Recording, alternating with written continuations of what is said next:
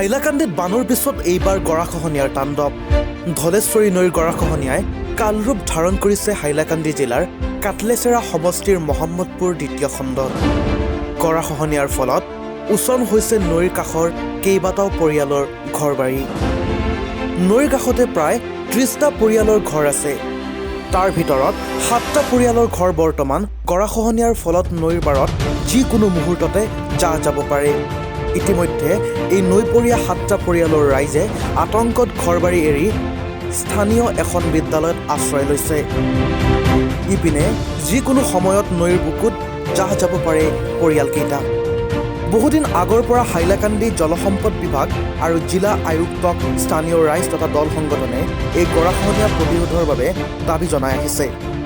কিন্তু এতিয়ালৈকে প্ৰশাসন বা বিভাগৰ পৰা কোনো ধৰণৰ ব্যৱস্থা গ্ৰহণ কৰা নাই। মুখ্যমন্ত্ৰী আৰু জলসম্পদ মন্ত্ৰীক অতি সোনকালে এই গৰাখহনীয়া প্ৰতিৰোধৰ ব্যৱস্থা গ্ৰহণ কৰাৰ বাবে স্থানীয় ৰাইজে অনুৰোধ জনাইছে। সুৰজিৎ দেৰ ৰিপৰ্ট, এনি ভাৰত 24। নমস্কাৰ, মই অজয় ফুকন আৰু এইখিনিতে সমূহ এনি ভাৰত চেনেলটোৰ যিসকল কৰ্মকৰ্তা আছে সকলোৰে মোৰ ফালৰ পৰা শুভেচ্ছা জ্ঞাপন কৰিছোঁ। অসমৰ আচলতে সংবাদ জগতত নতুনকৈ আচলতে এটি আত্মপ্ৰকাশ ঘটিছে আমাৰ নিউজ চেনেল এনি ভাৰত, আৰু এনি ভাৰতৰ এটা খুব ধুনীয়া এটা অনুষ্ঠান হ'বলৈ গৈ আছে। সকলোৱে জানে, আমাৰ সকলোৰে মৰমৰ হাৰ্টথ্ৰব জুবিন গাৰ্গৰ গানে কি আনে, আচলতে জুবিন দাৰ সেই গীতৰ আধাৰত আমাৰ হিৰুদাই লিখা সেই গীতটি গানে কি আনে, এই গানে কি আনে নামৰ এটি তেওঁলোকে সাংগীতিক ৰিয়েলিটি শ্ব' কৰিবলৈ গৈ আছে। আৰু 15 আগষ্টৰ পৰা গোটেই আৰম্ভ হ'ব। প্ৰথম অডিশ্যন অসমৰ ধেমাজি জিলাত আৰম্ভ কৰিব।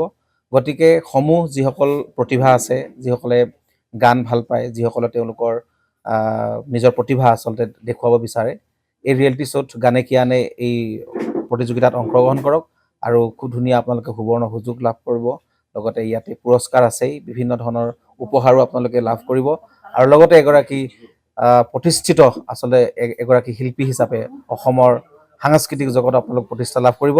গতিকে গোটেই অনুষ্ঠানটোলৈ মোৰ ফালৰ পৰা শুভকামনা থাকিল, আৰু লগতে এই অনুষ্ঠানটোত আপোনালোকে অংশগ্ৰহণ কৰিব। আমিও আছোঁ আৰু সকলোকে আমি লগ পাম। ধন্যবাদ।